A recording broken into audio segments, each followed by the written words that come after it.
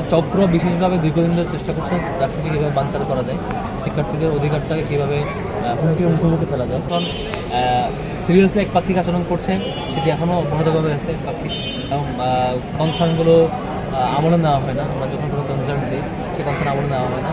এবং লক্ষণীয় ব্যাপার হচ্ছে বেশ একটা চক্র বিশেষভাবে দীর্ঘদিন ধরে চেষ্টা করছে রাষ্ট্রকে কীভাবে বানচাল করা যায়, শিক্ষার্থীদের অধিকারটাকে কীভাবে হুমকির মুখোমুখি ফেলা যায়।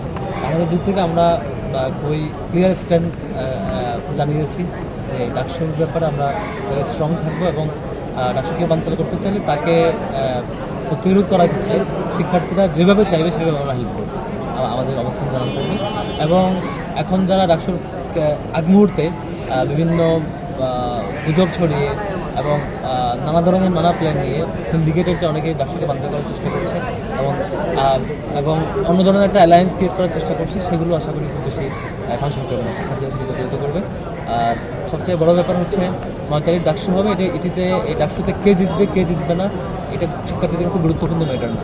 গুরুত্বপূর্ণ ইস্যু হলো শিক্ষার্থীরা ভোট দিতে পারবে, শান্তিপূর্ণভাবে যে তার মতামত ব্যক্ত করতে পারবে, এটি তাদের দীর্ঘদিনের প্রত্যাশা ছিল। সেই জায়গাটিতে আমরা আশা করি শিক্ষার্থীরা সেটি পাবে।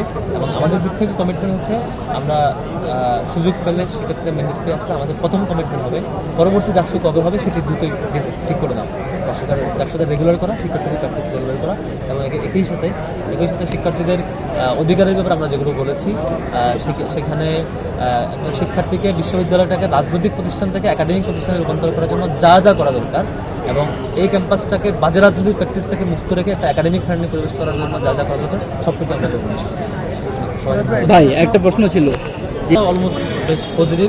আমরা তো প্রতি রুমে যাচ্ছি, হলগুলোতে রুট টু রুট যাচ্ছি, ছাত্রী হলে প্রদর্শন মিটিং করছি, ক্লাস টাইমে আমরা ফ্যাকাল্টিগুলোর সামনে দাঁড়িয়েছি, বেশ অসাধারণ রেসপন্স পেয়েছি, সবাই বেশ ভালোভাবে ওয়েলকাম করছে।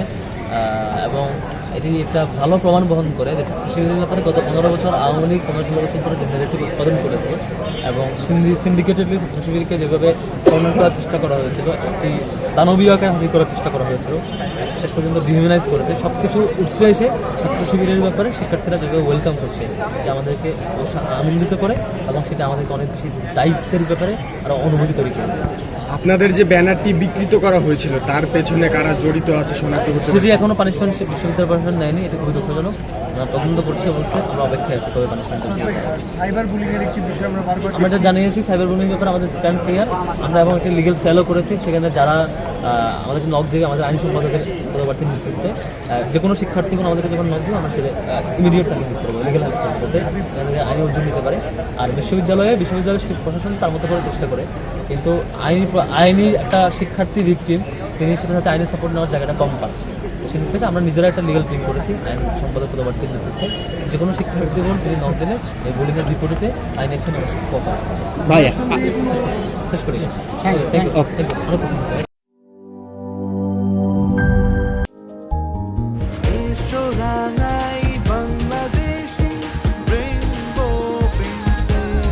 রেইনবো পেইন্টস, ছড়াও জীবনের রং।